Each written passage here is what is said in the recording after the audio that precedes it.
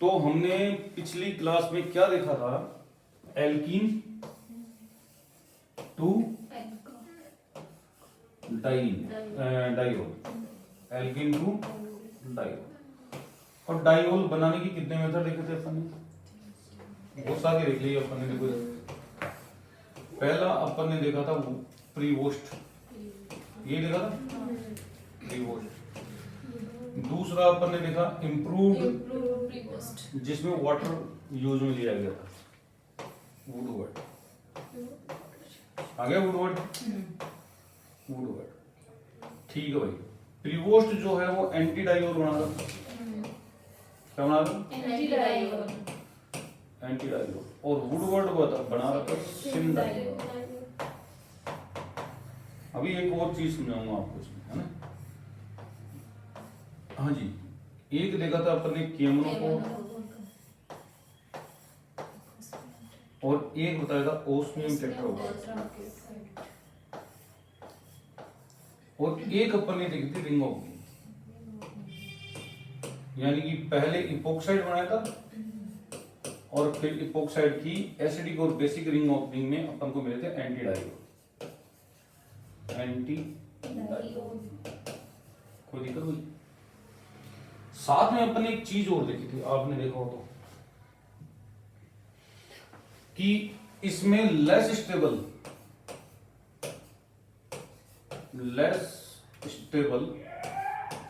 Diol होंगे। क्या बोलते हैं? Less stable diol. Less stable से मतलब हो गया, वो देखा था दोनों एक्सियल पे जा रहे थे। कहाँ जा रहे थे? एक्सियल पे। दोनों एक्सियल पे 1,3 डाइएक्सियल इंटरेक्शन होने के चांसेस थे, तब भी वो कहाँ जा रहे थे? एक्सियल पे। अगर जैसे मान लो कि यहाँ पे कोई एक्सियल ग्रुप है, तो यहाँ पे OH ऐसा और OH ऐसा था, नहीं था? बना था ये, कोई दिक्कत? ये तो ट्रांस में बना था, किस में बना था? इसमें प्रीवोस्ट में बना था। और वुडवर्ड में भी कुछ ऐसा ही बना था, यहाँ पे लग गया था OH, पर ये OH ग्रुप था, यही था। इसलिए अपन बोल रहे हैं क्या बना रहे हैं? Less stable. KMnO4 वगैरह क्या करते हैं? ये बनाते हैं मोर स्टेबल डाइओल। क्या बनाते हैं? मोर स्टेबल डाइओल बनाएंगे। कैसे बनाएंगे? यही अपन को चेक करना है। यही अपन को क्या करना है? चेक करना है किसे बनाना। तो यही सबस्ट्रेट लेंगे जो पिछली बार अपन ने लिया था। ठीक है कि नहीं है? कोई दिक्कत इसमें? हाँ, तो देखो इधर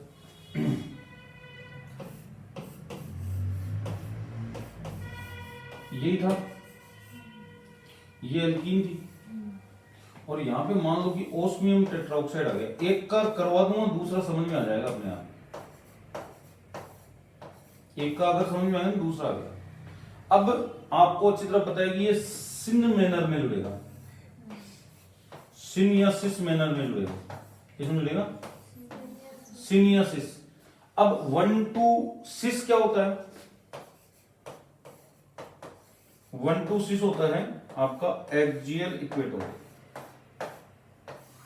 बताया था ये भी, 1,2 एक्सियल इक्वेटोरियल तो होता है। तो इधर तो जा नहीं सकता एक्सियल में, क्योंकि 1,3 डाइएक्सियल इंटरेक्शन। तो इसका मतलब मेरे को इधर से ही अप्रोच करनी पड़ेगी। इसको कर लिए अप्रोच। अप्रोच करने के बाद अपने पास जो प्रोडक्ट बनेगा, यहां पे ओस्मियम रहेगा, यहां पे ऑक्सीजन रहेगा, ये ओस्मियम ऐसे ही तो रहेगा ये। अब ये एक्सियल, ये इक्वेटोरियल है, ध्यान रखना। यहाँ पे हाइड्रोजन जो है वो एक्सियल पे, इक्वेटोरियल पे, और यहाँ का जो हाइड्रोजन है वो एक्सियल पे। अब हाइड्रोलाइसिस करवाएंगे तो ये बॉन्ड टूटेंगे। हाँ, ये बॉन्ड टूटेंगे, ये वाले नहीं टूटेंगे, सॉरी, ये वाले बॉन्ड टूटेंगे हाइड्रोलाइसिस करवाएंगे तो इसका मतलब ये हो गया कि आपका देखो एल्कोहल जो बनेगा, वो ऐसा बनेगा जिसमें ये 1,3 डाइएक्सियल इंटरेक्शन नहीं है ना। तो इसका मतलब स्टेबल बन रहा है। क्या बन रहा है? स्टेबल बन रहा है। कर लो। अब जब कभी क्वेश्चन आए ना, तो कंसेप्ट दिमाग में यही रखना जो मैंने बताया, ये वाला ही ध्यान में रखना है कि जैसे प्रीवोस्ट या वुडवर्ड कर रहे हो तो वुडवर्ड का ध्यान रखना तुम खासकर। प्रीवोस्ट का तो फिर भी चल जाता है मामला। वुडवर्ड में अगर जिधर कोई ग्रुप है उसी साइड जुड़ता है। जैसे मैं समझाता हूं, जैसे आपने एल्कीन यहाँ लिया और यहाँ पे कौन सा ग्रुप है, जो भी वेज पर, और आप इसमें वुडवर्ड करवाना चाह रहे हो। वुडवर्ड का मतलब हो गया I2HgOAC, पहली कंडीशन ये आ गई, दूसरे नंबर पे वाटर आ गया, और तीसरे नंबर पे हाइड्रोलाइसिस आ गई।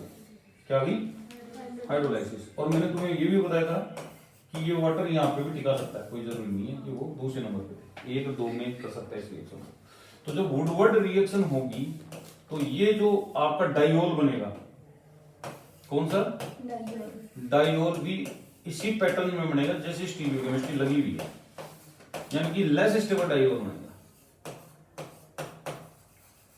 नहीं समझ में, क्या बनेगा, लेस स्टेबल। जबकि अगर अपन ओस्मियम टेट्राऑक्साइड लेते हैं या कैमनोफोर लेते हैं, इन दोनों में से कोई सा भी ले लें अपन, ठीक है नहीं है, तो ये मोर स्टेबल बनाते हैं, यानी कि ये डैश पर जाएगा, वो अच्छा कहाँ जाएगा, डैश पर जाएगा, यानी कि मोर स्टेबल बनाएगा, मोर स्टेबल डाइओल।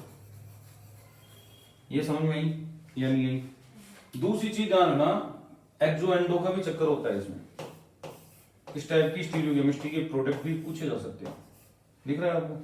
अगर मैं इसमें वुडवर्ड करवाता हूं, मैं इसमें प्रीवोस्ट करवाता हूं, मैं इसमें ओस्मियम टेट्राऑक्साइड या कैमनोफोर करवाता हूं, मान लो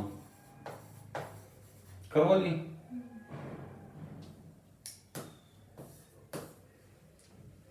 ठीक है, तो वुडवर्ड क्या है, कैविटी साइड बनाएगा, नीचे की साइड होगा चलतेगा। कैविटी वाले प्रोडक्ट कम स्टेबल होते हैं, और जबकि ये जो ओस्मियम टेट्राऑक्साइड वाले हैं ये कैविटी के बाहर लेके जाएंगे इसको, एक्सो प्रोडक्ट बनेंगे इनमें, इसमें एंडो बनेगा। और प्रीवोस्ट में जो है एक एक्सो और एक एंडो, मतलब एक अंदर की तरफ और एक बाहर की तरफ। कोई दिक्कत, कोई समस्या, कर सकते हो आराम से। ये हो गई इसकी स्टीरियोकेमिस्ट्री। अब आज क्या पढ़ना है, दैट्स द इंपॉर्टेंट। आज क्या पढ़ना है, ये सबसे इंपॉर्टेंट है, तो ये अपन पढ़ने जा रहे हैं। तो आज अपन को 2 रिएजेंट पढ़ने हैं, ओस्मियम टेट्राऑक्साइड और एक रुथेनियम टेट्राऑक्साइड।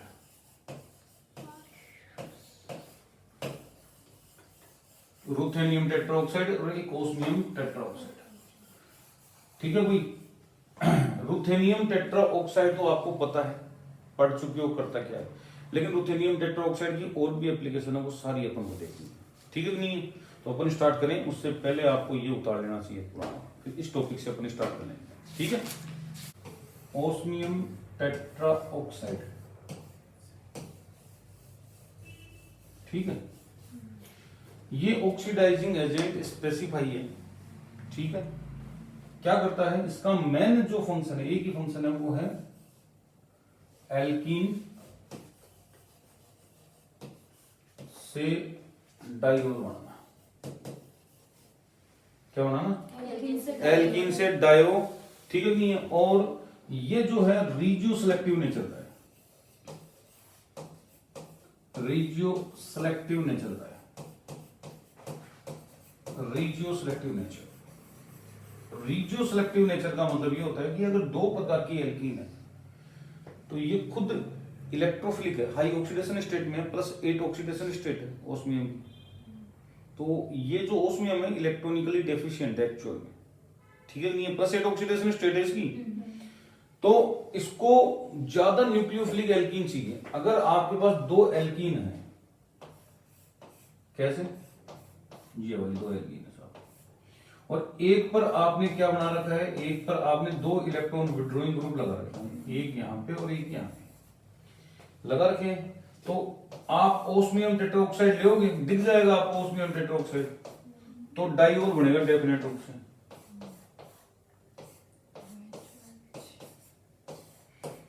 किस साइड बना, जहां पे इलेक्ट्रॉन डेंसिटी ज्यादा है वहां पे, यानी कि more nucleophilic alkene react fast with osmium tetroxide. क्या बोला मैंने, हाँ जी, more nucleophilic alkene react fast with osmium tetroxide. अब कई लोगों के दिमाग में ये आता है कि सर क्या ओस्मियम टेट्राऑक्साइड इस टाइप की एल्कीन के साथ रिएक्ट नहीं करेगा? करेगा, लेकिन यहाँ पे रिलेटिवली रेट की बात हो रही थी, तो ये किसके साथ कर रहा था? जो ज्यादा न्यूक्लियोफिलिक हो। अगर आप ये कहो कि अल्फा बीटा अनसैचुरेटेड केस अपन को चेक करना है साहब कि इसके ऊपर ये वाली काम करेगी कि नहीं करेगी, ओस्मियम टेट्राऑक्साइड इस वाले पर काम करेगा नहीं करेगा? बिल्कुल करेगा। अगर ओस्मियम टेट्राऑक्साइड ले लिया तो यहाँ पे भी डाइओल बनेगा। क्या होगा? डाइओल बनेगा, क्योंकि ये जो मैकेनिज्म होती है वो कंसर्टेड मैकेनिज्म होती है, इसलिए एल्कीन चाहिए होती है अपन को, कैसी भी मिल जाए कोई दिक्कत वाली बात नहीं। लेकिन ज्यादा रिएक्टिविटी कहाँ आएगी? जहां पे न्यूक्लियोफिलिसिटी ज्यादा होगी। किसकी? आपकी एल्कीन की। कोई दिक्कत? तो ऐसे ही आप और चाहो तो और देख सकते हो, जैसे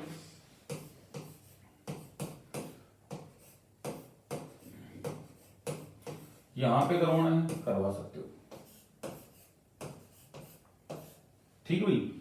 और अगर मान लो कि दो प्रकार की एल्कीन है आपके पास, एक ये रही एक ये रही, दो एल्कीन हो गई, ठीक है नहीं है? तो कंसेप्ट वही रहेगा ओस्मियम टेट्राऑक्साइड के साथ।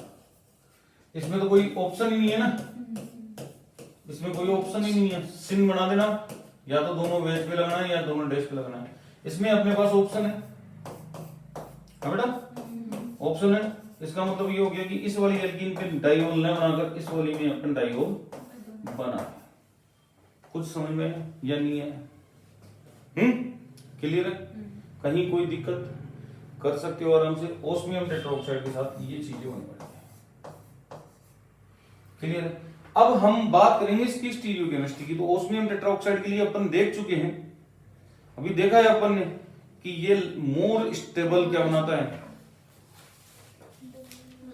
हाँ जी, ओस्मियम टेट्राऑक्साइड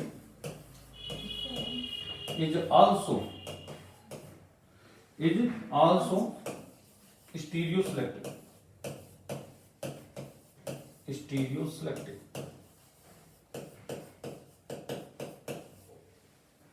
ठीक है नहीं है? स्टीरियो सेलेक्टिव का मतलब होता है कि ये अपनी स्टीरियो केमिस्ट्री सिलेक्ट कर सकता है। जैसे यहां पे अभी कोई ग्रुप लगा दूं, यहां पे डबल बॉन्ड है और ओस्मियम टेट्राऑक्साइड ले रहा हूं, तो दो प्रोडक्ट बनेंगे, नो डाउट भाई, दो प्रोडक्ट बनेंगे। एक तो ये बन गया, एक ये बन गया, बना नहीं बना, और एक ये बना है, दो बनेंगे यहाँ पे। तो पहली चीज स्टीरियो केमिस्ट्री को सेलेक्ट करेगा, या तो ये या ये, दोनों में से। तो ये तो लेस स्टेबल है, क्या है? लेस स्टेबल है। और ये क्या है? More stable. More stable. तो ओस्मियम टेट्राऑक्साइड किसको बनाएगा? ये क्या बनेगा? मेजर प्रोडक्ट बनेगा। और ये क्या बनेगा? Minor product. एक नाम और देंगे इसको अपन, ये दोनों डायस्टीरियोमर है।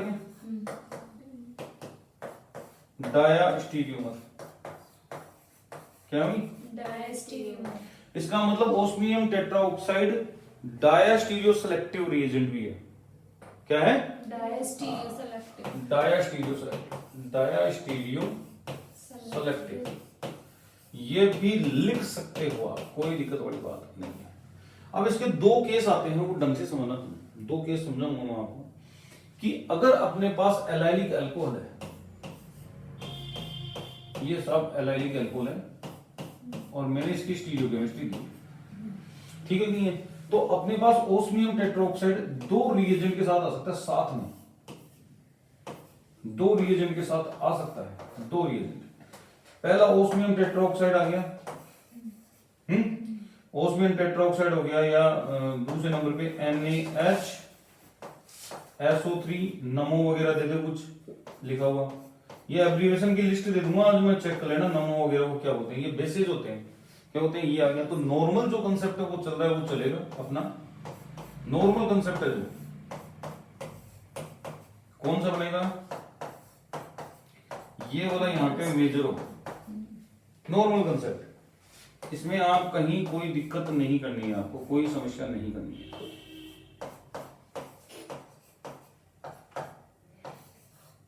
मेजर माइनर कर लोगे भाई, नॉर्मल कंसेप्ट के हिसाब से ये। अगर मान लो कि ओस्मियम टेट्राऑक्साइड के साथ TMED दे दे लिखा हुआ, TEMDA,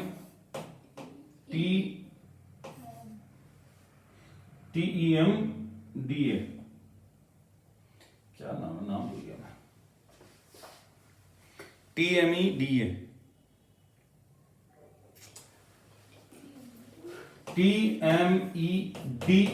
अपन को दे दे, ये भी बेस ही होता है उन्होंने, तो ये दोनों मिलकर एक कॉम्प्लेक्स बनाते हैं। क्या बनाते हैं? कॉम्प्लेक्स। अपन को इतना नहीं जानना है कि कॉम्प्लेक्स क्या बनाएंगे, और इस कॉम्प्लेक्स और इस OH में होती है हाइड्रोजन बॉन्डिंग। क्या होती है? Hydrogen bonding. इसका मतलब ये हो गया, जब हाइड्रोजन बॉन्डिंग होगी तो अपनी साइड से ही जोड़ेगा OH अपनी साइड से जोड़ेगा, तो मेजर ये होगा भाई, मेजर ये होगा और ये वाला माइनर होगा भाई। इसने हाइड्रोजन बॉन्डिंग करके और इसको अपनी तरफ बुला लिया। स्टीरियो केमिस्ट्री में जो OH ग्रुप पहले से लगा हुआ था ना, उस OH ग्रुप ने अपनी साइड बुला लिया इसको, भाई तू मेरी साइड आ जा। आ गया। आते ही क्या होगा, ये जैसे इसकी साइड जाएगा वैसे इधर से अप्रोच करेगा, जिधर से अप्रोच करेगा तो उधर की स्टीरियो केमिस्ट्री बन जाएगी। इसलिए मैंने इसको क्या बना दिया, तो ये दोनों मेजर है। नॉर्मल केसेस में ये मेजर है और TMED के साथ ये मेजर है। कर लोगे, कोई दिक्कत, कोई समस्या? आपको दिखाई देगा TMED, यहाँ पे सेकंड में तो नमो देगा ही देगा, पहले वाले में तो आपको क्या देगा, आपको डेफिनेट रूप से NaHSO3 नमो तो देगा ही देगा। और पहले नंबर पे अगर TMED दे दे दिख जाए तो समझ जाना कि कॉम्प्लेक्स बन रहा है, कॉम्प्लेक्स हाइड्रोजन बॉन्डिंग करेगा, ठीक है नहीं है। जबकि जो ईथर वाला केस होता है, मान लो कि OR ग्रुप जुड़ा हुआ है, यहाँ पे कौन सा ग्रुप जुड़ा हुआ है? OR। तो OR में हाइड्रोजन बॉन्डिंग नहीं हो सकती, इसलिए चाहे कोई सा भी लो ओस्मियम टेट्राऑक्साइड, आप नॉर्मल ले लो चाहे TMED के साथ ले लो, कोई फर्क नहीं पड़ेगा। दोनों केस में एक ही प्रोडक्ट आपका मेजर रहेगा, वो डैश वाला रहेगा। कौन सा रहेगा? डैश वाला। आई थिंक समझ में आ गई होगी कहानी, क्योंकि हाइड्रोजन बॉन्डिंग नहीं होगी यहाँ पे। ये वाला मेजर रहेगा दोनों केस में, चाहे आप ओस्मियम टेट्राऑक्साइड सीधा लो चाहे TMED के साथ लो, कोई फर्क नहीं पड़ेगा, कोई भी फर्क नहीं पड़ेगा। कोई दिक्कत, कोई समस्या? कर सकते हो आराम से, ठीक है नहीं है। अब तुम्हें स्पेशल केस सिखाऊंगा कि कब आप ज्यादा स्टेरिकली हिंडर्ड की तरफ से अप्रोच करोगे, कब आप लेस स्टेरिकली हिंडर्ड एल्कीन की तरफ से अप्रोच करोगे, ठीक है नहीं है। उसके लिए आएगा DHQ और DHQD, अभी चर्चा करेंगे इसकी, ये तो उतारो तब तक। यहाँ पे दोनों रिएजेंट लिख लेना तुम, है ना। टॉपिक इस शार्पलेस एसिमेट्रिक डाइहाइड्रोक्सिलेशन, एसिमेट्रिक डाइहाइड्रोक्सिलेशन, हाइड्रोक्सिलेशन, यानी दो OH ग्रुप जुड़ेंगे लेकिन एसिमेट्रिकली। एसिमेट्रिक का मतलब ऑप्टिकल एक्टिविटी का कोई कंसेप्ट आएगा यहाँ पे। आप इसको ऐसे भी लिख सकते हो, अनएंशियो सेलेक्टिविटी एंड, लिखो enantioselectivity and diastereoselectivity of diol formation,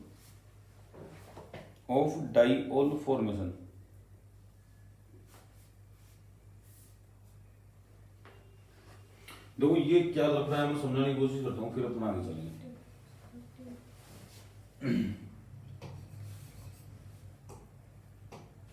आप समझना कोशिश। ये क्या है आपका एल्कीन, कोई रिएजेंट लिया आपने, अभी रिएजेंट की बात नहीं कर रहे अपन, है ना। तो यहाँ पे आपके क्या बन सकते हैं, दो प्रकार से आपके डाइओल बन सकते हैं। एक तो ये डाइओल बन जाए, ठीक है नहीं। और स्टीरियो केमिस्ट्री अगर दिखानी है, स्टीरियो केमिस्ट्री दिखानी तो स्टीरियो केमिस्ट्री दिखा दो, ऐसे हो गया भाई। तो इसका मतलब यहाँ पे क्या बन गया, स्टीरियो सेंटर बन गया। पर जरूरी है कि यहाँ के ग्रुप एसिमेट्रिकली जुड़े हुए होने चाहिए, क्या होना चाहिए? अगर सिमेट्रिकली ग्रुप जुड़ गए ना तो फिर ऑप्टिकल एक्टिविटी नहीं आएगी, ठीक है नहीं है? आप ये कहोगे सर ये भी बन सकता है, बिल्कुल बन सकता है, नो डाउट, ये भी बन सकता है, ठीक है भाई, ये भी बन सकता है, यहाँ पे भी कायरल सेंटर आपका जनरेट हो सकता है। तो इन दोनों में क्या रिलेशनशिप आएगा? इनेंशियोमर का, इनेंशियोमर किसका आएगा? इनेंशियोमर। कोई दिक्कत, कोई समस्या? रिलेशनशिप इनेंशियोमर का है। अगर अपन ओस्मियम टेट्राऑक्साइड को किसी कायरल सेंटर के साथ लेते हैं, बड़े होते हैं कायरल सेंटर, ठीक है नहीं है? किसी कायरल सेंटर के साथ लेते हैं तो हमें किसी एक एनेंशियोमर को मेजरली बनाने में हेल्प मिलती है, ठीक है नहीं है? तो अगर किसी एक एनेंशियोमर को अपन मेजरली जनरेट कर सकते हैं तो वो क्या कहलाएगी? आपकी एनेंशियो सेलेक्टिव रिएक्शन। ऐसे ही अपन ये कहेंगे, मान लो कि अपने पास यहाँ पे ये एल्कीन तो है, नो डाउट, लेकिन यहाँ पे कोई कायरल सेंटर है ऑलरेडी, यहाँ पे कोई कायरल सेंटर ग्रुप लग रखा है जी, ठीक है नहीं है? तो इससे क्या होगा? इससे होगा यहाँ का कायरल सेंटर, ठीक है भाई, जो है यहाँ की कायरल सेंटर से कोई छेड़छाड़ी नहीं होगी, क्लियर है? और यहाँ पे आप ये कह सकते हो कि सर हमें या तो दोनों वेज पर लग जाए, OH ग्रुप क्या लग जाए, या फिर दोनों कहाँ लग जाए? डैश पे लग जाए, ऐसे भी तो लग सकते हैं।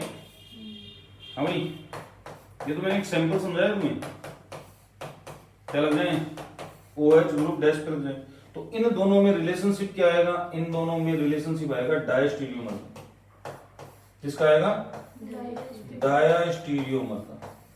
तो इसका मतलब आप डायस्टीरियो सेलेक्टिविटी को भी कंट्रोल कर सकते हो बाय द कायरल सबस्ट्रेट।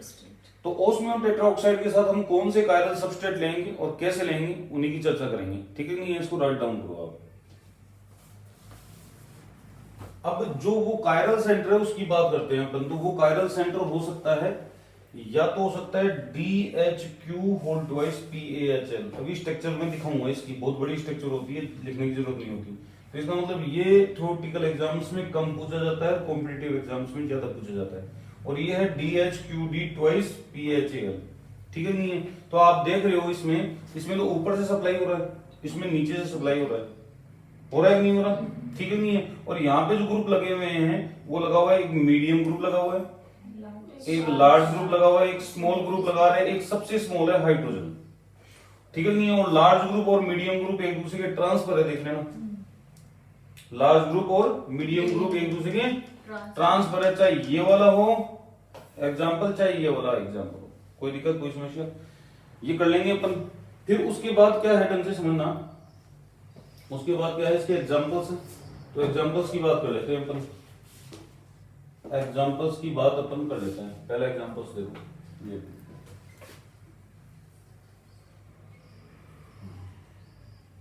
ये आ गया आपका, ठीक है? अब ये आपको पता होना चाहिए कि इसको अपन क्या बोलते हैं, DHQL को अपन क्या बोलते हैं? DHQL को अपन बोलते हैं AD मिक्स अल्फा। क्या बोलते हैं? कई बार। और DHQD को अपन क्या बोलेंगे? AD mix beta. अब देखो इधर आप समझना, देखो ये कर रहा है ना, यहाँ पे एक ही डबल बॉन्ड है इसके पास, चेक करो, और यहाँ पे आपके पास एक ही डबल बॉन्ड है, इस पे ऐड कर रहा है नहीं कर रहा, और सारे वेज लगा रहा है नहीं लग रहा, ये लगा रहा है नहीं लग रहा? हाँ, तो ऐसे ध्यान रखना है इसको। एक तो नेक्स्ट जो है एक और दिखा देता हूं मैं तुम्हें, एक एग्जांपल और है अपने पास, एक एग्जांपल और है, कहां गया ये रहा।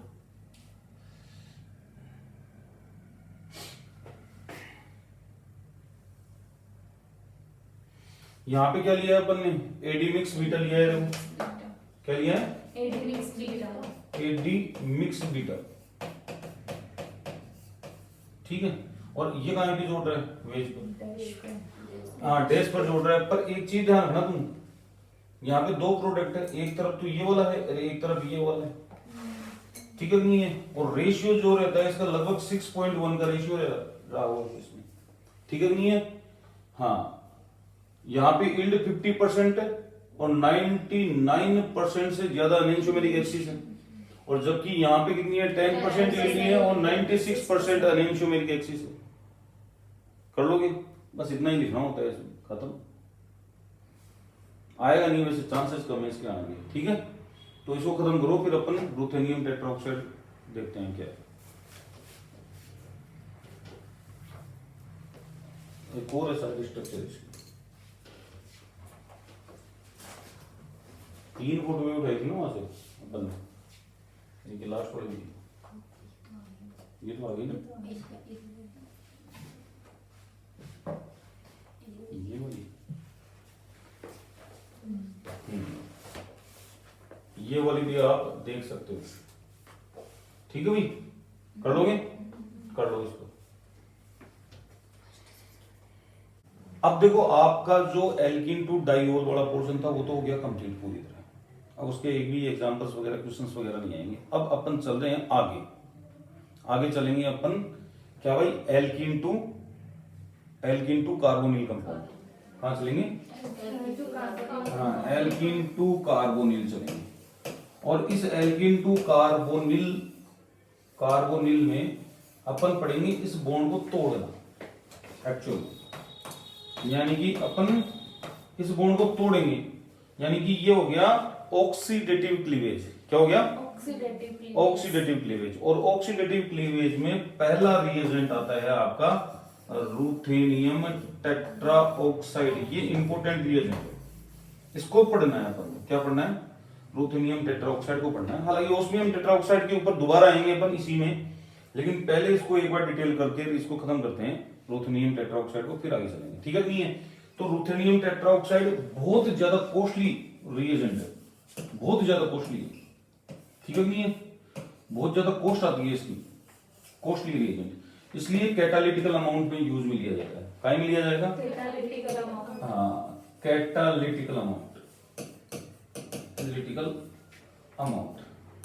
और ये कैटालिटिकल अमाउंट में, ये कैटालिटिकल अमाउंट ले रहे हैं अपन, ले लेते हैं, कोई दिक्कत वाली बात नहीं है। कैटालिटिकल अमाउंट लेने के बाद हमें इस रूथेनियम टेट्राऑक्साइड को रीजनरेट करना है। क्या करना है, कॉस्टली रह गया ना ये, इसलिए जो वेस्ट नहीं जाए उसके लिए हम क्या करते हैं, रीजनरेट के लिए इसको हमेशा लेते हैं मिक्स्ड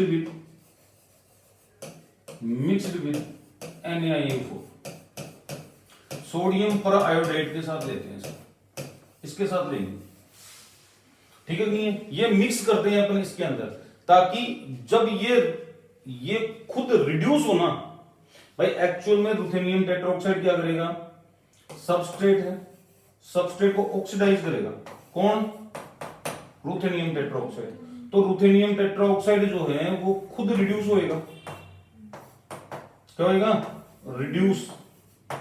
और हमें वापस रूथेनियम टेट्राऑक्साइड चाहिए तो हमें ऑक्सीडाइजिंग एजेंट लेना पड़ेगा, ताकि वो अपनी रिड्यूस स्टेट से वापस किस में चले जाए, ऑक्सीडाइज स्टेट में चले जाए, और रूथेनियम टेट्राऑक्साइड अपन को जनरेट हो जाए। तो इस रिएजेंट के कुछ ड्रॉबैक भी हैं।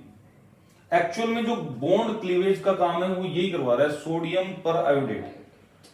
ये क्या करवाता है, जैसे मान लो कि रूथेनियम टेट्राऑक्साइड अगर अकेले की बात करें तो ओस्मियम टेट्राऑक्साइड की तरह डाइओल बनाएगा, क्या करेगा, और ये NaIO4 इसको यहां से क्लीव करवा देगा, तभी तो इसको बोलते हैं अपन ऑक्सीडेटिव क्लीवेज। क्या बोलते हैं, ऑक्सीडेटिव क्लीवेज। और रूथेनियम टेट्राऑक्साइड ओस्मियम टेट्राऑक्साइड के कंपैरिजन में स्ट्रॉन्ग ऑक्सीडाइजिंग एजेंट है। क्या भाई, स्ट्रॉन्ग ऑक्सीडाइजिंग एजेंट है, किसके कंपैरिजन में, किसके कंपैरिजन में, ओस्मियम टेट्राऑक्साइड के कंपैरिजन में। कैसे, इसको अपन एक एग्जांपल से समझते हैं कि कैसे अपन इसको स्ट्रॉन्ग बोल रहे हैं। देखो वो एग्जांपल क्या है, कि मान लो कि इधर आपने CH3 लगाया है, इधर H लगाया है, और इधर दोनों तरफ CH3 है, सपोज दैट, मान लिया। ये देखो आराम से, कोई दिक्कत, कोई समस्या। अब यहां पे क्या करना है अपन को, यहां पे अपन को लेना है रूथेनियम टेट्राऑक्साइड और NaIO4, ठीक है। और यहां पे लेना है ओस्मियम टेट्राऑक्साइड और रूथेनियम, ये सोडियम पर आयोडेट NaIO4। इसके नाम होते हैं जेंसन और लेनियक्स जेंसन रिएजेंट अभी चर्चा करेंगे उनकी अपन जस्ट आगे इसको कंप्लीट करने के बाद। तो इसमें क्या होगा, इसमें इधर बनेगा एसिड, जिधर एल्डिहाइड बनने के चांसेस थे ना भाई, इस बॉन्ड को यहां से टुलवा दिया, दोनों तरफ ऑक्सीजन ऑक्सीजन सप्लाई करने हैं, और इधर बनेगा आपका कीटोन। कीटोन का ऑक्सीडेशन थोड़ा डिफिकल्टी से होता है, समझ में आई। और इसमें क्या होगा, इसमें इधर एल्डिहाइड ही बनेगा, उसमें टेट्राऑक्साइड की केस में क्या बनेगा, इधर एल्डिहाइड ही बनेगा, इधर कीटोन ही लेगा। अब आप इससे समझ सकते हो कि कैसे ये स्ट्रॉन्ग ऑक्सीडाइजिंग एजेंट है। इसने क्या किया, बनने वाले, जैसे मान लो कि भाई इसमें भी एल्डिहाइड बन रहा है, तो बनने वाले एल्डिहाइड को किसमें कन्वर्ट कर दिया इसने आगे, एसिड में, इसलिए इसको स्ट्रॉन्ग ऑक्सीडाइजिंग एजेंट माना गया है। कोई दिक्कत कोई समस्या, कर सकते हो आराम से। तो इसका मतलब इसके क्वेश्चंस हैं, आप देख लेना, अगर इस टाइप का एंड बने कि एक तरफ हाइड्रोजन है तो उधर एसिड बना के आना है, और अगर दोनों तरफ आपके ग्रुप हैं तो उधर आपका कीटोन बना के आना है। एग्जांपल चेक करते हैं, देखो इधर सबसे पहला एग्जांपल ये है, ये वाला एग्जांपल है, ठीक है नहीं है। इसमें आपने क्या किया, ओस्मियम टेट्राऑक्साइड ले लिया, सॉरी रूथेनियम टेट्राऑक्साइड ले लिया, क्या ले लिया, रूथेनियम टेट्राऑक्साइड, किसकी प्रेजेंस में लिया, ये जरूरी है NaIO4 लेना, पहले कह रहा हूं, समझ में आ गई बात। तो ये क्या करेगा, इधर तो कीटो बनाएगा और इधर क्या बनेगा, एसिड, बस इतना ही ध्यान रखना है, किधर कीटोन किधर एसिड, ये पता होना चाहिए। अगर मान लो कि दोनों साइड एक ही टाइप के ग्रुप है, ये वाला, और सेम रिएजेंट ले रहे हैं, तो दोनों तरफ कीटोन बन जाएंगे, क्या बन जाएंगे, दोनों तरफ क्या बनेंगे, कीटोन बनेंगे, ये बन गए दोनों तरफ कीटोन। कोई दिक्कत कोई समस्या, कर सकते हो आराम से, इजी है, कर लोगे भाई, कोई दिक्कत कोई समस्या। हाँ जी, अब चलते हैं नेक्स्ट एप्लीकेशन के ऊपर अपन। इसकी जो नेक्स्ट एप्लीकेशन है वो ढंग से समझना आप। ये क्या करता है, एल्कोहल को कार्बोनिल प्लस एसिड में कन्वर्ट करता है, कार्बोनिल प्लस एसिड में कन्वर्ट करता है, किसमें करता है बेटा, है ना। तो 1 डिग्री अल्कोहल को तो एसिड में भेजेगा डायरेक्ट, और 2 डिग्री अल्कोहल को कहीं में भेजेगा, कार्बोनिल में भेजेगा, ठीक है नहीं है। तो जैसे मान लो कि आपने ये कौन सा अल्कोहल लिया है, ये 1 डिग्री अल्कोहल लिया है, सब लिया, ठीक है नहीं है। तो इसका ऑक्सीडेशन कहीं में करवा देगा वो एसिड, कौन, ओस्मियम टेट्राऑक्साइड, ठीक है नहीं है। और अगर 2 डिग्री आपने लिया है अल्कोहल, ये 2 डिग्री अल्कोहल है, ठीक है भाई, और ये इसको कहीं में कन्वर्ट कर देगा, कार्बोनिल में कन्वर्ट कर देगा। ये इसकी सेकंड एप्लीकेशन आ गई, ठीक है नहीं है। एग्जांपल्स देखो,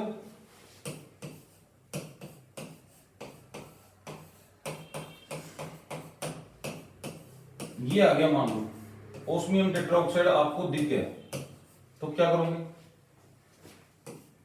ये वाला कार्बोनिल में कन्वर्ट हो जाएगा भाई, इसका तो कुछ छेड़ाछड़ी करेगा ही नहीं, ये हो गया ना, कोई दिक्कत कोई समस्या। और अगर मान लो कि इस टाइप का कोई आए, इपोक्साइड के साथ भी छेड़ाछड़ी नहीं करेगा, ये आ गया, ओस्मियम टेट्राऑक्साइड आ रहा है, तो क्या करोगे आप, इधर क्या बनाओगे, एसिड, क्योंकि 1 डिग्री था इसलिए क्या बनेगा, एसिड बनेगा, कोई दिक्कत।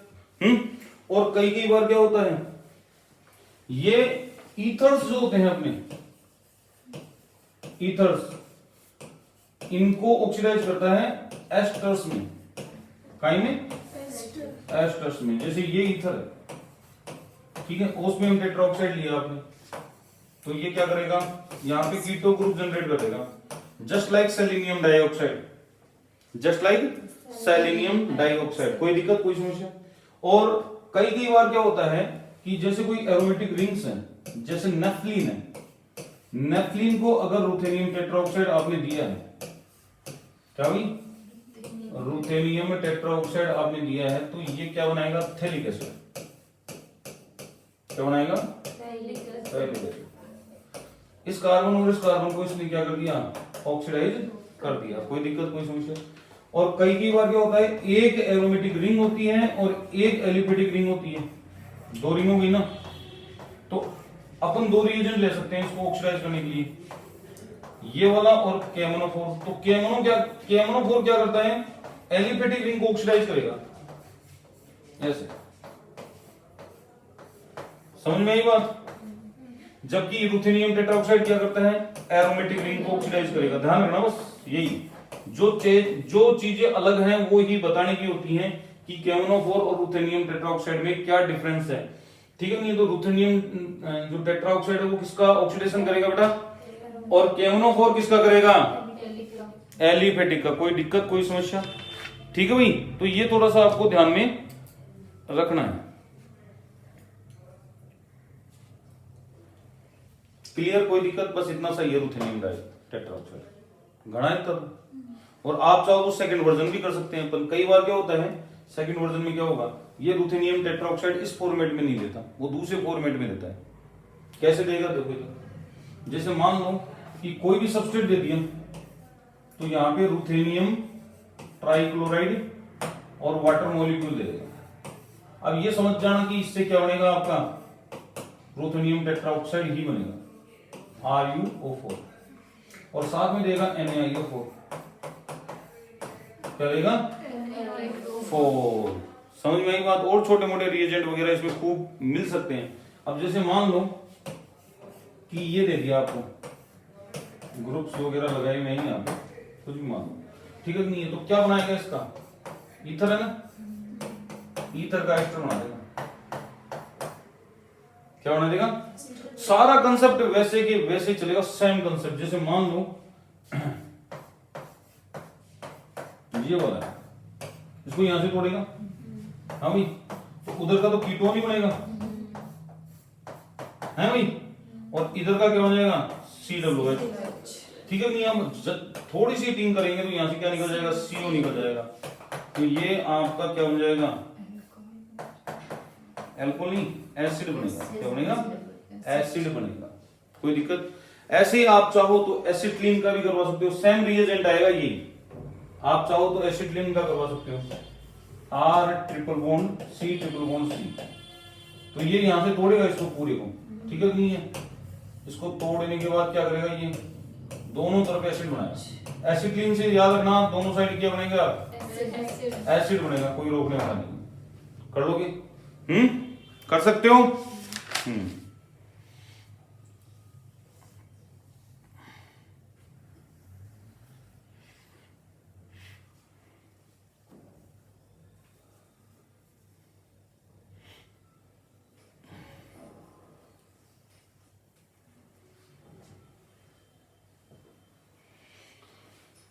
और देखो और क्या करता है ये, जो अपने सल्फोन्स होते हैं, ये वाला, और ये ले लिया मैंने RuCl3 वाटर मॉलिक्यूल, ठीक है। तो ये सल्फोक्साइड है, सल्फोन टाइप स्पीशीज बनाएगा ये वाली, ठीक है। नहीं है, कोई दिक्कत, कोई समस्या, कर लोगे। और अगर आपका डाईओल है, पहले से ऑलरेडी डाईओल प्रेजेंट है, तो वो नहीं आना चाहिए NaIO4, केवल ये, ठीक है। नहीं है, तो ये क्या करता है, ये असाइलोइल टाइप में स्पीशीज बनाता है, 1 2 इस टाइप में। एक बॉन्ड का क्या करेगा, इससे ऑक्सीडेशन कर देगा, किसका, एक कीटो ग्रुप का ऑक्सीडेशन कर देगा। कर लोगे भाई। तो ये एप्लीकेशंस है, सारी एप्लीकेशंस क्या है, ये एप्लीकेशंस पार्ट है, इनको एप्लीकेशन पार्ट में लिखते हुए चलो, कर लोगे भाई। तो आपका ओस्मियम टेट्राऑक्साइड खत्म है। अब अपन चलेंगे, रुथेनियम टेट्राऑक्साइड खत्म है, अब अपन किसके ऊपर चलेंगे, ओस्मियम टेट्राऑक्साइड वगैरह की इनकी रिएक्शंस, जो लेमिएक्स जेंसन रिएजेंट के नाम से जाने जाते हैं, ठीक है। नहीं है, इसको उतार दो आप। रुथेनियम टेट्राऑक्साइड की तरह ही ये रिएजेंट होते हैं, लेमिएक्स जॉनसन रिएजेंट और एक लेमिएक्स वॉन रूडोल्फ रिएजेंट, ठीक है। नहीं, सेम बेसिक वैसे यहां पे आएगा ओस्मियम टेट्राऑक्साइड और NaIO4, ठीक है। और यहां पे इस ओस्मियम टेट्राऑक्साइड की जगह होता है KMnO4। क्या होता है, KMnO4। तो KMnO4 तो उसी की तरह रिएक्शन करता है, किसकी तरह, रुथेनियम टेट्राऑक्साइड की तरह, ठीक है। नहीं है।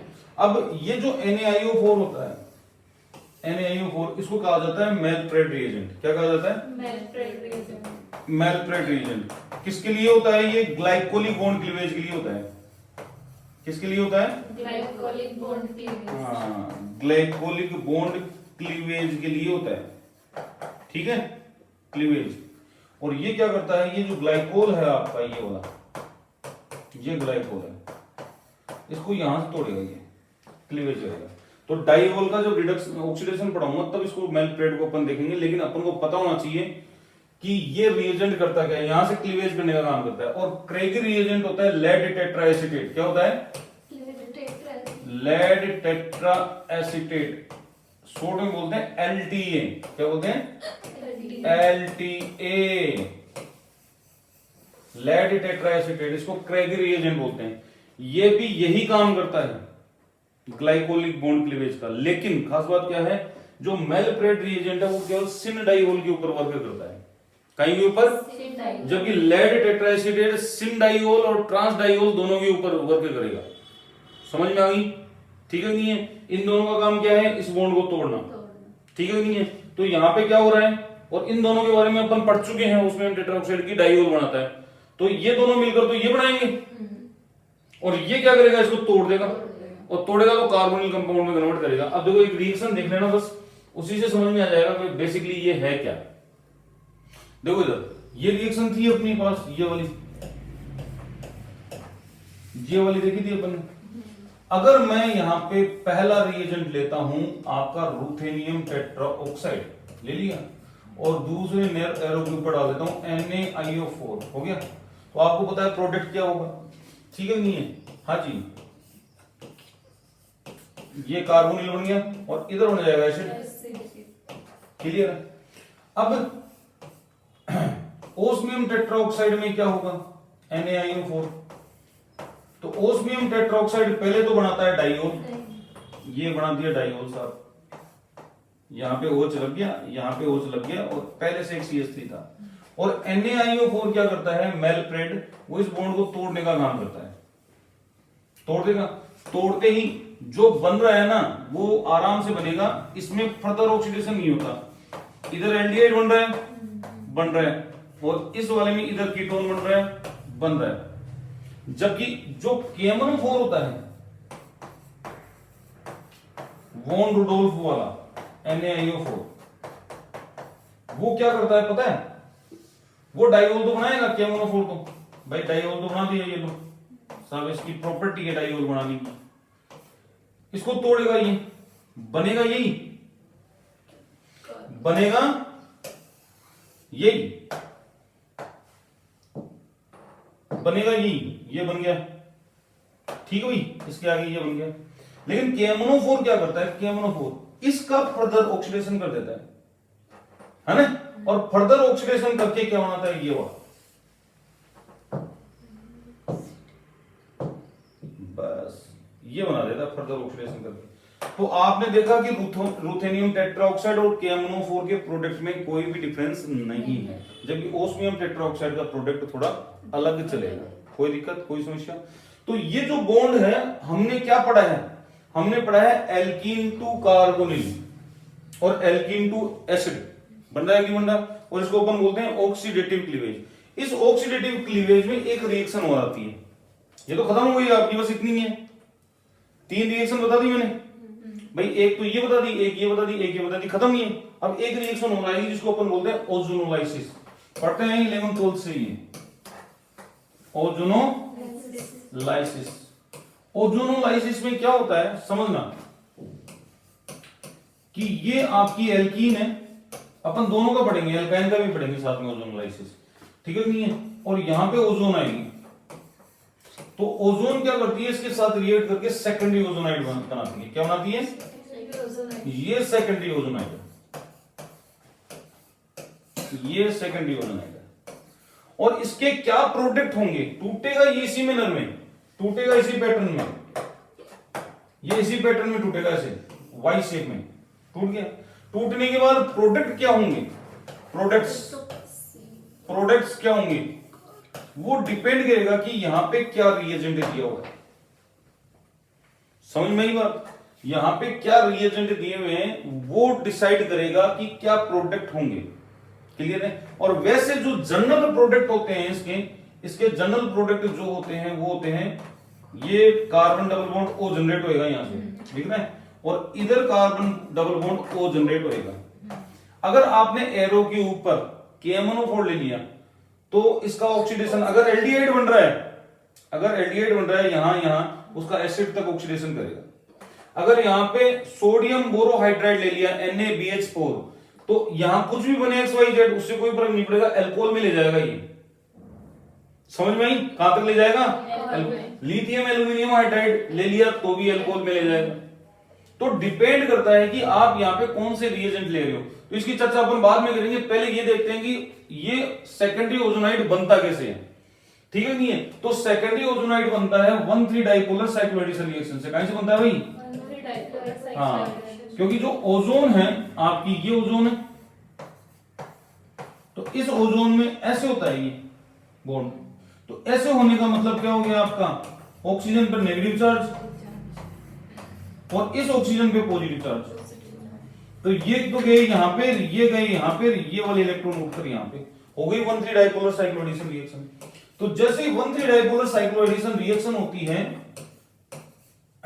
ये बनता है प्राइमरी ओजोनाइड। क्या बनता है?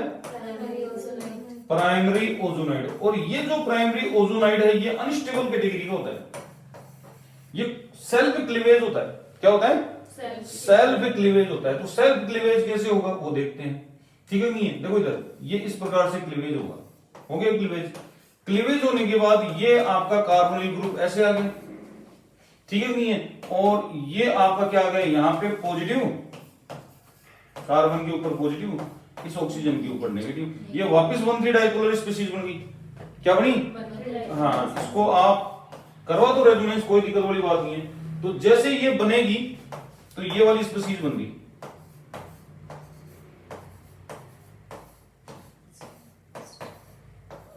ये वाली स्पीशीज वापस बन गई, बनी नहीं बनी। अब होगा क्या इसमें, इसको आप सीधा करके लिखो, ऐसे लिख लिया। ये यहां पे अटैक, ये इलेक्ट्रॉन डेंसिटी यहां बनेगी, यहां पे नेगेटिव चार्ज आएगा वो यहां अटैक करेगा, करेगा नहीं करेगा, ये इलेक्ट्रॉन यहां पे, ये दोबारा 1,3 डाइपोलर साइक्लोएडिशन रिएक्शन हो गई। कौन सी हो गई है? सेकंड डाइपोलर साइक्लोएडिशन रिएक्शन हो गई है। अब क्या होगा, अब आपको दिख रहा है साफ साफ कि सेकेंडरी ओजोनाइड बन रहा है। क्या बन गया? सेकेंडरी ओजोनाइड बनेगा। और ये सेकेंडरी ओजोनाइड प्राइमरी ओजोनाइड के कंपैरिजन में बहुत ज्यादा स्टेबल होता है। क्या होता है? बहुत ज्यादा स्टेबल होता है। अब जो सेकंड स्टेप अपन सीखेंगे वो क्लीवेज ऑफ सेकेंडरी ओजोनाइड होगी। क्या होगी? उतारो इसको।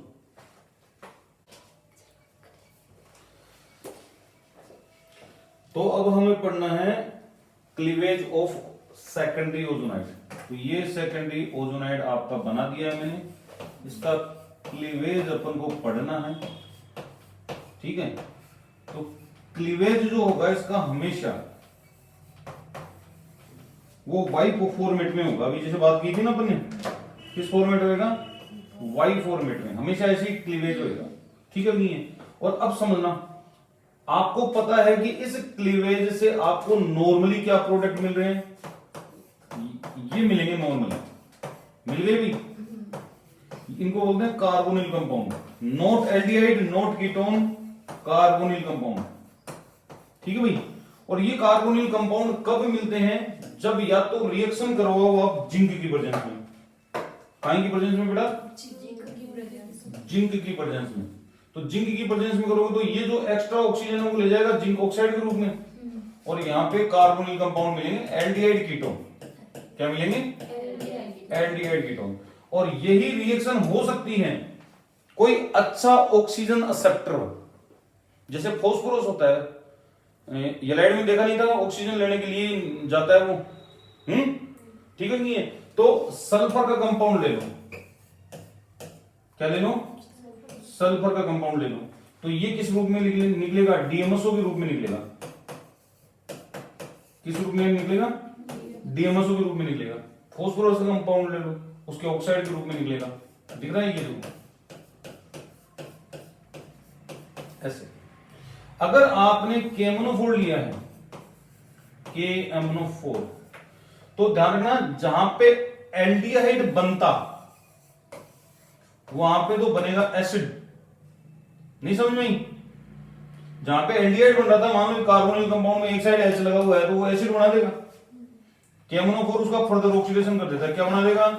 एसिड। और कहीं कीटोन बन रहा है, मान लो कि कीटोन बन रहा है कहीं पे, एक पोर्शन में एल्डिहाइड बन रहा है, एक में कीटोन बन रहा है, या दोनों में कीटोन बन रहे हैं, केस कई हो सकते हैं, अभी एग्जांपल्स देखेंगे। तो कीटोन का कीटोन ही रहेगा, इसका फर्दर ऑक्सीडेशन नहीं कर पाएगा ये, ठीक है नहीं है। फिर आता है आपका, या तो लिथियम एल्यूमिनियम हाइड्राइड दे दे, या दे दे सोडियम बोरोहाइड्राइड NaBH4 भी दे सकते हैं आपको। तो यहां पे आपको अल्कोहल्स मिलेंगे, क्या मिलेंगे? अल्कोहल्स। तो ऐसे लिख देता हूं कि ये अल्कोहल्स मिलेंगे, ये आपका अल्कोहल्स मिलेंगे, ठीक है भाई। और अगर आपने वाटर दे दिया H2O, क्या दे दिया बेटा? H2O, तो पहली चीज निकलेगा कौन? H2O2, H2O2 निकलेगा। ये खुद ऑक्सीडाइजिंग एजेंट है, एक ऑक्सीजन इसके पास है, खुद के पास ही ऑक्सीडाइजिंग एजेंट है ये। तो ये क्या करता है, जो एल्डिहाइड बन रहा था उसको काइन में कन्वर्ट कर देगा एसिड में, और जो कीटोन बन रहा था उसको कीटोन ही रखेगा, कीटोन का ऑक्सीडेशन नहीं कर सकता ये। नहीं समझ में? अगर अल्फा बीटा अनसैचुरेटेड है तो H2O2 पेरोक्साइड बनाता है, पर बेसिक कंडीशन होनी जरूरी है उसके लिए, क्या होनी जरूरी है? हाँ। तो ये आपका क्या हो गया? Cleavage of secondary. हाँ, और एक चीज ध्यान रखना कि जब ओजोनोलाइसिस आप करवा रहे हो तो सेकेंडरी ओजोनाइड बनाने के लिए अगर दो एल्कीन है अपने पास, कितनी एल्कीन है? तो वही इलेक्ट्रॉनिकली रिच एल्कीन आपको ढूंढनी है, समझ में आई? इलेक्ट्रॉनिकली रिच एल्कीन आपको क्या करनी है? ढूंढनी है। जैसे मान लो कि एक ये है, एक ये है, तो अगर ओजोनोलाइसिस करवाओ तो सेकेंडरी ओजोनाइड कहां बनाओगे? उधर या इधर? उधर ही बनेगा, उधर बनेगा तो सेकेंडरी ओजोनाइड बना दो, इधर का डबल बॉन्ड रहने दो, छेड़ाछाड़ी नहीं, और इधर आप सेकेंडरी ओजोनाइड बना दो, ये बना दिया साहब सेकेंडरी ओजोनाइड बना दिया। अब इसको क्लीवेज करवा दो आप, ऐसे वाई फॉर्मेट में करवा दिया क्लीवेज। तो जिंक की प्रेजेंस मान लो, किसकी प्रेजेंस मान लो? जिंक की प्रेजेंस। यहां पे कार्बोनिल, ये डबल बॉन्ड, और यहां पे आपका क्या बनेगा? कार्बोनिल, ठीक है। और अगर आपने जिंक की जगह KMnO4 लिया होता, क्या लिया होता? KMnO4 लिया होता, तो ऊपर तो कार्बोनिल ही बनेगा क्योंकि कीटोन है ऊपर, पर नीचे क्या हो जाता आपका? एसिड बन जाता। बैठा कुछ दिमाग में? और अगर लिथियम एल्यूमिनियम हाइड्राइड या सोडियम बोरोहाइड्राइड लेते तो दोनों जगह क्या बनते? एल्कोहल बनते। यहां पे भी एल्कोहल बनता और यहां पे भी आपका एल्कोहल बनता, ऐसे। ओजोनोलाइसिस आप करवा सकते हो, दोनों जगह क्या बन जाएंगे आपके? एल्कोहल बन सकते हैं, कोई दिक्कत कोई समस्या, ठीक है नहीं है? और भी एग्जांपल, खूब एग्जांपल है। मोर इलेक्ट्रॉनिकली रिच के ऊपर जाना है, मान लो इधर लगा हुआ है ये CH3 और यहां पे लगा हुआ है OCH3, तो कौन से बॉन्ड का क्लीवेज करवाओगे आप? हाँ भाई, ओजोनोलाइसिस किसका होगी? इसका या उसका? उसका करवाओगे या इसका? इसका होगा ना, क्योंकि ये इलेक्ट्रॉनिकली रिच है, तो इलेक्ट्रॉनिकली रिच है तो इसका मतलब सेकेंडरी ओजोनाइड बनेगा, तो उधर वाले डबल बॉन्ड को एच रखो, कोई टेंशन ही नहीं है, ठीक है भाई। और इधर का सेकेंडरी ओजोनाइड बना दो, ये बना दिया साहब सेकेंडरी ओजोनाइड बना दिया। और यहाँ पे क्या लगा हुआ है? OCH3, कोई दिक्कत? इसको किस फॉर्मेट में अपन क्लीवेज करेंगे? Y के फॉर्मेट में क्लीवेज करेंगे। कर दिया Y के फॉर्मेट में क्लीवेज, तो आपका प्रोडक्ट क्या बनेगा? देखो इधर, अगर जिंक की प्रेजेंस हो, किसकी प्रेजेंस हो? जिंक की प्रेजेंस हो, तो जिंक की प्रेजेंस वाला देख लेते हैं अपन। जिंक की प्रेजेंस का इधर क्या बनेगा? एस्टर, और इधर क्या बनेगा? डबल बॉन्ड OH, एल्डिहाइड बन गया, ठीक है। जिंक की प्रेजेंस में या Me2S की प्रेजेंस में, एक ही बात। और अगर आपने सोडियम बोरोहाइड्राइड ले लिया तो NaBH4, तो NaBH4 क्या करेगा, एल्कोहल बनाएगा। लेकिन NaBH4 की खास बात क्या होती है, ये एस्टर के साथ छेड़छाड़ी नहीं करता।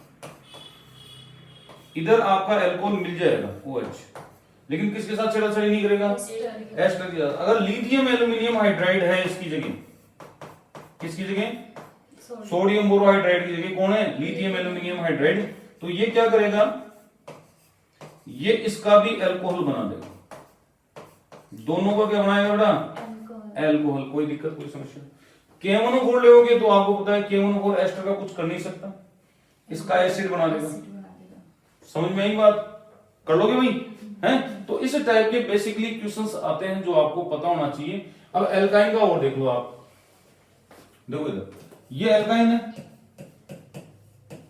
एल्काइन क्लियर है। और एल्काइन में ओजोन आएगा, ओजोन ये आ गया, क्या करने के लिए, 1,3 डाइपोलर साइक्लोएडिशन रिएक्शन करने के लिए। ये इलेक्ट्रॉन यहाँ पे, ये इलेक्ट्रॉन यहाँ पे, और ये वाले, सही बात है। तो ये बनेगा आपका प्राइमरी ओजोनाइड। लेकिन इस प्राइमरी ओजोनाइड की खास बात क्या है, ये यहाँ पे अनसैचुरेटेड है। पिछले वाले में क्या था, पिछले वाले में सैचुरेटेड था, है ना। वैसे इसका यूपीएससी नाम देखो तो ये ट्राइऑक्सोलेन है,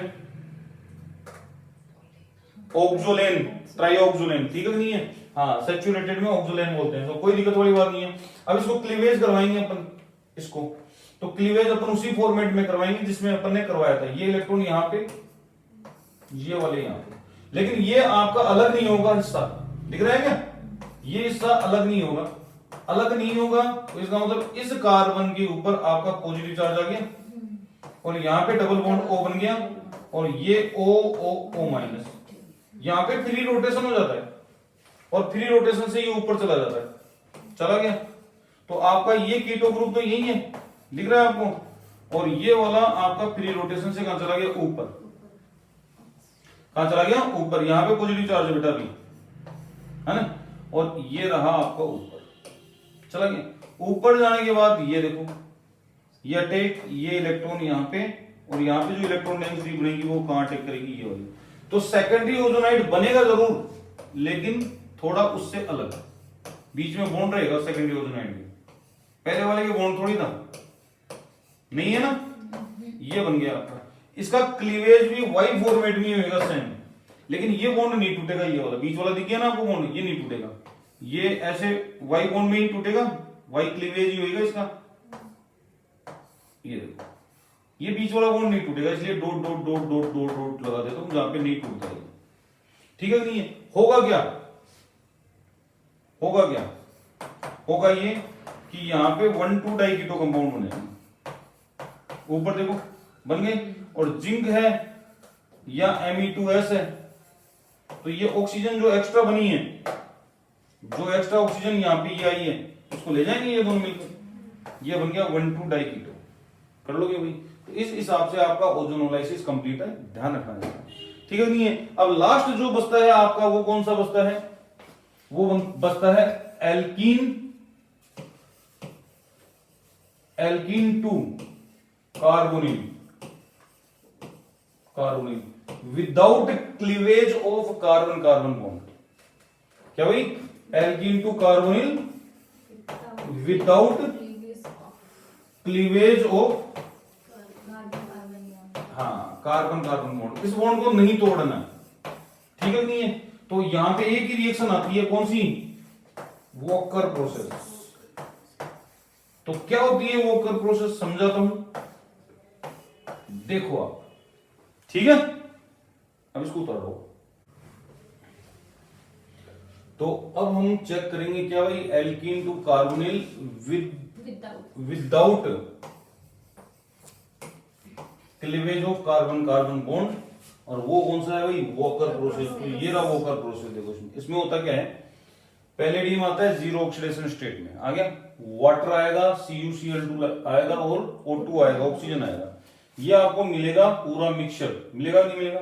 और यहाँ पे अपने पास कौन सा ग्रुप जनरेट होएगा, यहाँ पे कार्बोनिल ग्रुप जनरेट होएगा, CH2 CHO ग्रुप, ठीक है। और इस वाले केस में आपका ये वाला बनेगा, कई कई जगह एल्डिहाइड भी बनता है, कई कई जगह एल्डिहाइड भी बनता है, इस पॉइंट पे भी क्या हो जाता है, ऑक्सीडेशन हो सकता है। उसके एग्जांपल्स बता दूंगा, वो डायरेक्ट याद रख लेना आप, ठीक है नहीं है। तो ये क्या है, वॉकर प्रोसेस। अब इसको समझने के लिए कैसे हुआ, पूरा कैटालिटिकल साइकिल देखना पड़ेगा अपन को वॉकर प्रोसेस का। तो ये रहा इसका कैटालिटिकल साइकिल। तो कैटालिटिकल साइकिल जो होता है स्टार्ट यहां से होता है, देखो यहां से होता है कैटालिटिकल साइकिल, आराम से देखते हुए चलना। पैलेडियम कौन सी ऑक्सीडेशन स्टेट में है, जीरो। अब सबसे पहले क्या होगा, जो HClO2 लिया है ना, वो मिलकर वाटर बनाएंगे, और जो CuCl2 लिया है अपन ने, CuCl लिया है, वो इससे रिएक्ट करेगा, रिएक्ट करके CuCl2 बनाएगा, फिर इसमें कन्वर्ट होएगा ऐसे, हाँ CuCl में कन्वर्ट होएगा, ऐसे करके 2 Cl ग्रुप इसको यहाँ पे दे देगा ये, और 2 Cl ग्रुप यहाँ से आ रहे हैं, दिख रहे हैं तुम्हें, ये यहाँ पे दे देगा, ऐड करेगा, ऐड करने के बाद एक Cl और देगा भी। तो ये जब अच्छा ग्रुप जुड़ेंगे, या तो जुड़ सकते हैं, इसकी सेकंड ऑक्सीडेशन स्टेट आ गई है, तो इसको बोलते हैं ऑक्सीडेटिव एडिशन। क्या बोलते हैं, हाँ ये पता होना चाहिए क्या बोलते हैं अपन इसको, ऑक्सीडेटिव एडिशन, ऑक्सीडेटिव एडिशन, ठीक है भाई।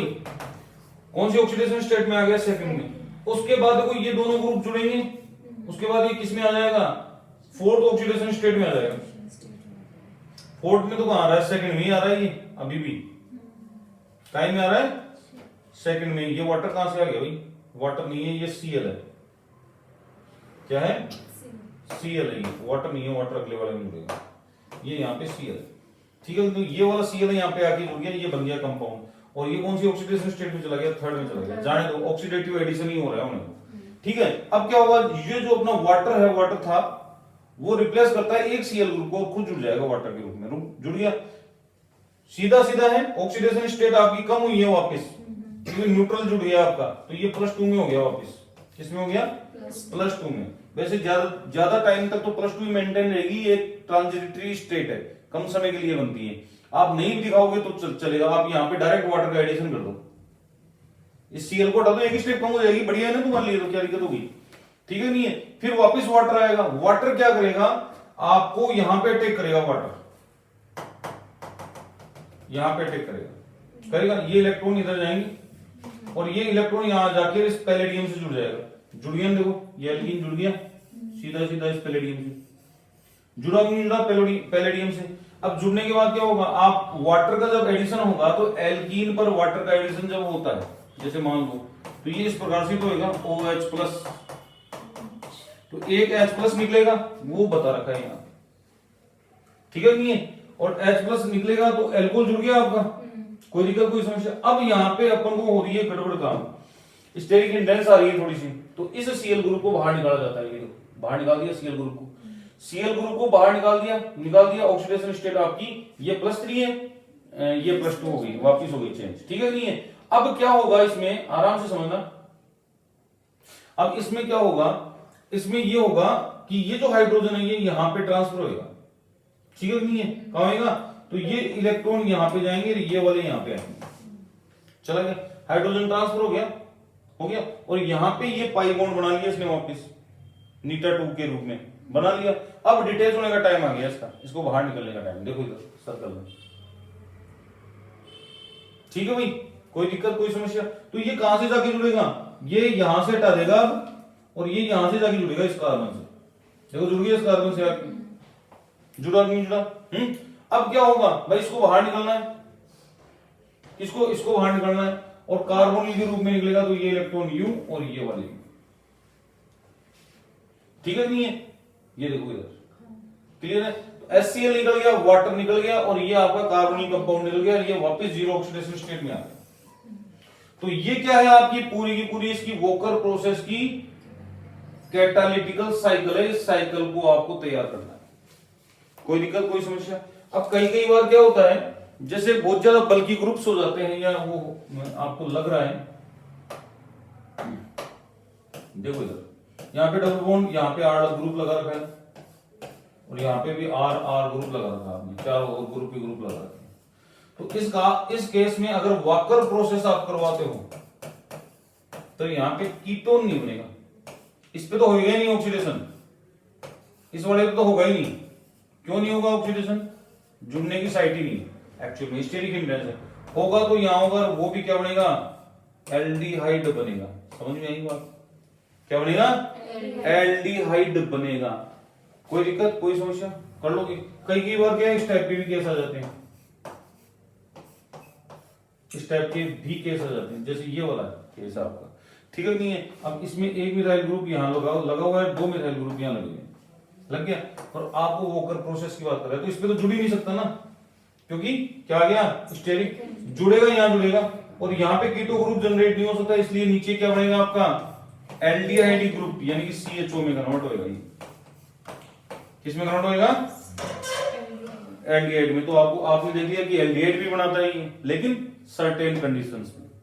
कोई दिक्कत, कोई समस्या? कर लोगे? तो ये खत्म आपका, आज इतना ही पढ़ेंगे, बाकी का कल देखेंगे।